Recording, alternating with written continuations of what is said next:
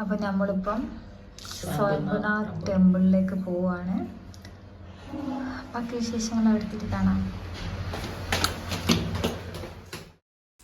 അങ്ങനെ ഞങ്ങളിപ്പം ടാക്സി ഒരു ബസ് കിട്ടുന്ന സ്റ്റാൻഡിലെത്തിയിട്ടുള്ളത്. അപ്പോൾ ഇവിടെ നമുക്ക് ടാക്സി ഒരു ബസ് കിട്ടുമെന്നാണ് പറഞ്ഞത്. അപ്പോൾ അങ്ങനെ നമുക്കൊരു ടാക്സി കിട്ടി. ഇതിലൊരാൾക്ക് 25 റുപ്പീസ് അങ്ങനെ വരുന്നത്. ഷെയർ ടാക്സിയാണ്. ഈ ചെക്കനാണെങ്കിൽ പുറത്തേക്കെല്ലാം തലയിട്ട് എന്തെല്ലോ കളി കളിച്ചിട്ട് വണ്ടിയെല്ലാം നിർത്തുന്നത്. ഒരു അഡ്വഞ്ചർ ടാക്സി ആയിരുന്നു ഇത്. അങ്ങനെ ഞങ്ങൾ പെട്ടെന്ന് തന്നെ ഞങ്ങൾ ടെമ്പിളിലെത്തി. ഇതാണ് ടെമ്പിളിൻ്റെ എൻട്രൻസ് വരുന്നത്. സ്വയംഭൂ ടെമ്പിൾ ഓർ മങ്കി ടെമ്പിൾ എന്നാണ് ഇതിന് പറയുന്നത്. ഞാൻ ഈ മാർക്കറ്റിൽ കുറച്ച് റേറ്റ് കുറവായിരിക്കും വിചാരിച്ച് നമ്മളെ തമിഴ് മാർക്കറ്റ് വെച്ച് കമ്പയർ ചെയ്യുമ്പോൾ നോക്കുമ്പോൾ ഈ പാൻറ്റിന് 1500. ഇതിലും നല്ലത് നമ്മൾ SM തന്നെ കേട്ടോ. SM മിഠായി തരുമോ ഇതിലും നല്ല. അങ്ങനെ ഞങ്ങൾ ഉള്ളിലോട്ട് കയറി. ഇവിടെ ഇങ്ങനെ ഒരു സൈഡിലായിട്ട് ഫുൾ ഇങ്ങനെ സെയിലാക്കുന്നുണ്ട് കുറേ ഐറ്റംസ് നമ്മൾ സ്ട്രീറ്റിലെല്ലാം കാണുന്ന പോലെ. അതായത് ഇവിടെ കുറേ ഫാൻസി ഐറ്റംസും കീ ചെയിൻസും എല്ലാം ഉണ്ട്. അങ്ങനെ ഞങ്ങൾ കുറേ അതെല്ലാം ജസ്റ്റ് ഇങ്ങനെ നോക്കി റേറ്റെല്ലാം ചോദിച്ച് ഇങ്ങനെ നടക്കുകയാണ്. അങ്ങ് മേലെ വരെ ഇങ്ങനത്തെ കുറേ ഷോപ്സ് എല്ലാം കുറേ ഇങ്ങനെ സൈഡിൽ സ്ട്രീറ്റ് പോലെ സെയിലാക്കുന്നുണ്ട്. സെറ്റ് ട്രക്കിംഗ് ക്ലാസ്സോ കുറേ കയറാനുണ്ട്. കുറേ കയറാനുണ്ട്. ഇതിപ്പോൾ പോകുന്ന വഴിക്കുള്ള ജസ്റ്റ് സ്ട്രീറ്റ്സ് മാത്രം. മന്ദിരത്താൻ ഇനിയും കുറേ കയറാനുണ്ട്. 200 for this. എത്ര? 100. രസമുണ്ടായിരുന്നല്ലേ? രസമുണ്ടോ? കുഴപ്പമില്ല. അത് നല്ലത് ഇതാ ഇങ്ങനെ ഇതാ. ഈ ടെമ്പിളിൻ്റെ പേര് തന്നെ മങ്കി ടെമ്പിൾ എന്നാണ്. ഊഹിക്കാലോ, ഇവിടെ അവിടെ എവിടെയൊക്കെ ഇഷ്ടംപോലെ മങ്കീസ് ഉണ്ടാകും.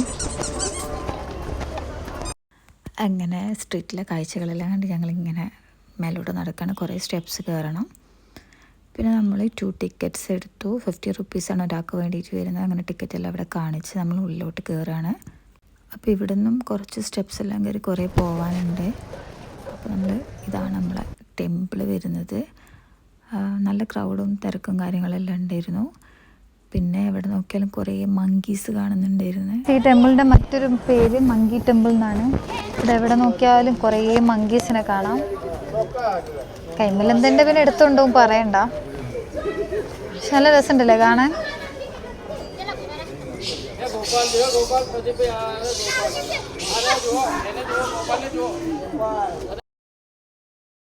വ്യൂ ഉണ്ട്. ഗാങ്ടോക്ക് സിറ്റി ഫുള്ളായിട്ട് ഇവിടുന്ന് കാണാൻ പറ്റും. മങ്കിൻ്റെ നല്ല ഡിസ്റ്റർബൻസ് വേറെ ഉണ്ട്. ചെറിയൊരു ഭയം ഉള്ളിലുണ്ട്. പക്ഷെ നല്ല അടിപൊളി വ്യൂ അല്ലേ.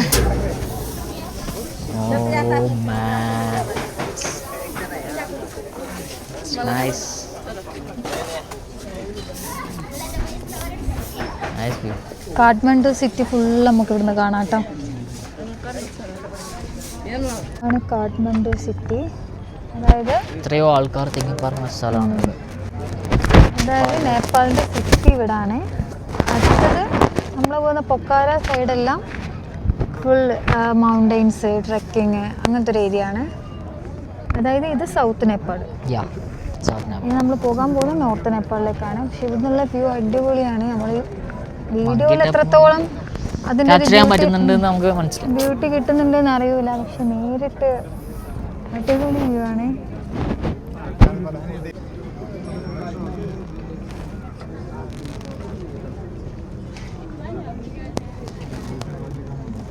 തന്നെ മാഗ്നറ്റിൽ ഉണ്ടാക്കുന്നതാണ്. ചെയ്യുന്നതാണ്. നൈസ് ഉണ്ടല്ലേ. അവിടെ ഒരാൾ കല്ലിൽ കൊത്തി ഉണ്ടാക്കുന്നതാണ്. അതിൽ വെച്ച് കൊത്തി ഉണ്ടാക്കുക. കല്ലിൽ കൊത്തി ഉണ്ടാക്കി വെച്ചതാണ്.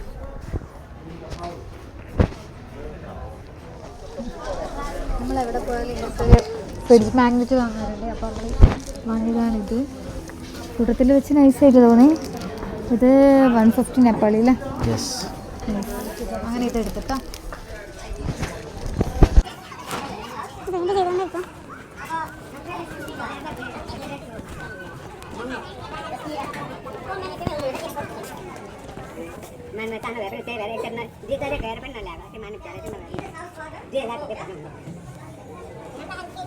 അപ്പോൾ ഗൈസ് നമ്മളെ യോധ മൂവി, ലാലേട്ടൻ്റെ യോധ മൂവി ഷൂട്ട് ചെയ്ത ലൊക്കേഷൻ ഇതാണ്.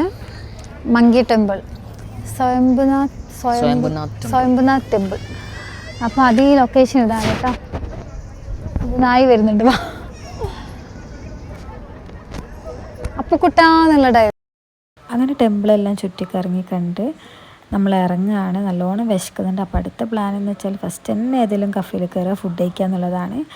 അങ്ങനെ ഞങ്ങൾ ടെമ്പിളിൻ്റെ താഴെ തന്നെ ആയിട്ട് കുറേ കഫീസ് ഉണ്ടായിരുന്നു. അങ്ങനെ അതിലൊരു കഫേയിൽ കയറി ഫ്രൈഡ് റൈസും ബർഗറായും ഓർഡർ ആക്കിയിട്ടുണ്ടായിരുന്നത്.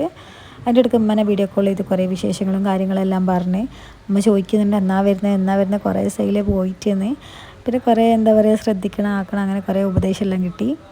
അപ്പോൾ ഫുഡടിയെല്ലാം കഴിഞ്ഞ് ഇനി ഇവിടെ നിന്ന് ഇറങ്ങുകയാണ്. അപ്പോൾ അടുത്ത വിശേഷങ്ങൾ കാണാം. അങ്ങനെ നമ്മൾ ഫുഡെല്ലാം കഴിച്ച് ടെമ്പിളിൽ നിന്നെല്ലാം ഇറങ്ങി ഫുഡൊക്കെ കഴിച്ച് അപ്പോൾ നമുക്ക് നോക്കിയിട്ട് ഷെയർ ടാക്സിയും ബസ്സൊന്നും കാണുന്നില്ല.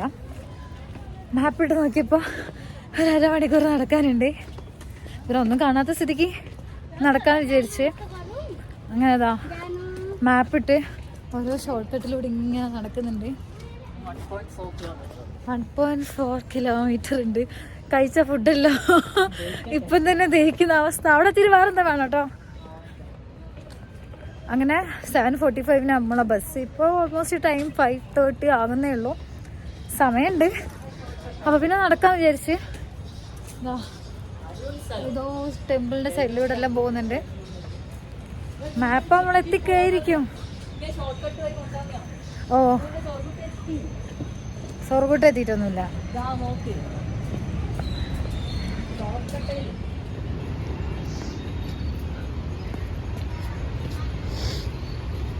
അപ്പോൾ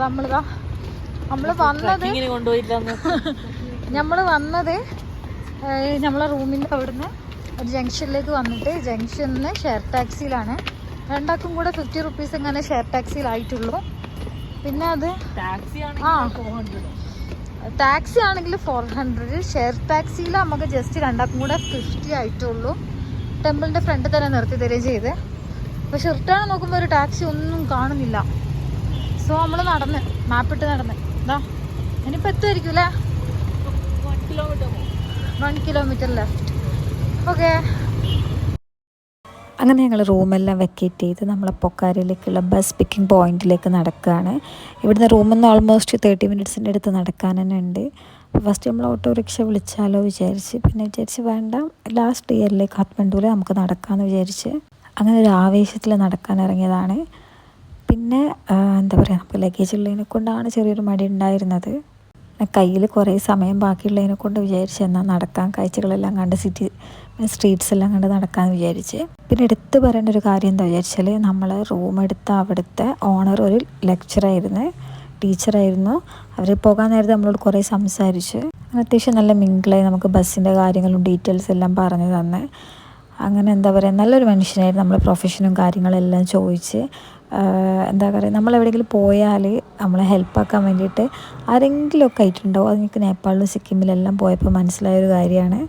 കാരണം എന്തെങ്കിലും നമ്മൾ എന്താ റൂട്ടിൻ്റെതായാലും എന്തായാലും നമുക്ക് ചോദിച്ചാൽ അത് പെട്ടെന്ന് തന്നെ പറഞ്ഞ് ക്ലിയർ ആക്കി തരുന്ന കുറേ ആൾക്കാരെ നമ്മൾ നേപ്പാളിൽ കണ്ട്. ബിക്കോസ് നമ്മൾ അധികം ചോദിച്ച് തന്നെയാണ് പോയിട്ടുണ്ടായിരുന്നത്. അങ്ങനെ പോരാൻ നേരത്തെ നമുക്കൊരു ബോട്ടിൽ വാട്ടർ എല്ലാം എടുത്ത് തന്നിട്ട് നിങ്ങൾ വെച്ചോന്നെല്ലാം പറഞ്ഞ് അയാൾ തന്നെ പിന്നെ കോൺടാക്ട് നമ്പർ ഡീറ്റെയിൽസ് എല്ലാം തന്ന്.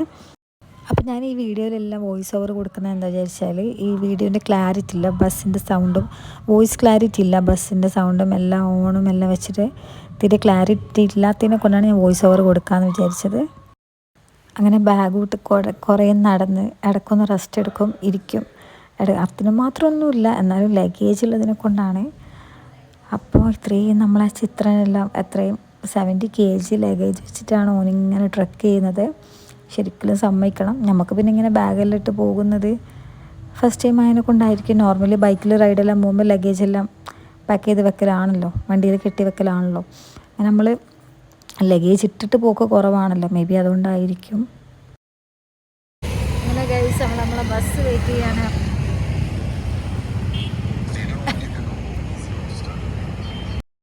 അങ്ങനെ ഞങ്ങൾ ഫൈനലി ഞങ്ങളെ ബസ് പിക്കിംഗ് പോയിന്റിലെത്തി. ഇനി നമ്മളെ ബസ് വരണം. അപ്പോൾ നമ്മളെ ബസ് എത്തി. ഇനി മോർണിംഗ് 5 o'clock ആകുമ്പോൾ പൊക്കാരയിൽ എത്തുമെന്നാണ് പറഞ്ഞിട്ടുള്ളത്. അങ്ങനെ ഇനിയിപ്പോൾ മെല്ലെ ഒന്ന് ഉറങ്ങണം. അങ്ങനെ കുറച്ച് വാൾനട്ടെല്ലാം എടുത്ത് കഴിച്ചൊരു മൂവിയെല്ലാം കണ്ട് മെല്ലെ ഉറങ്ങാമെന്ന് വിചാരിച്ചു. അപ്പോൾ ബാക്കി വിശേഷങ്ങൾ പൊക്കാരയിലെത്തിയിട്ട് കാണാം.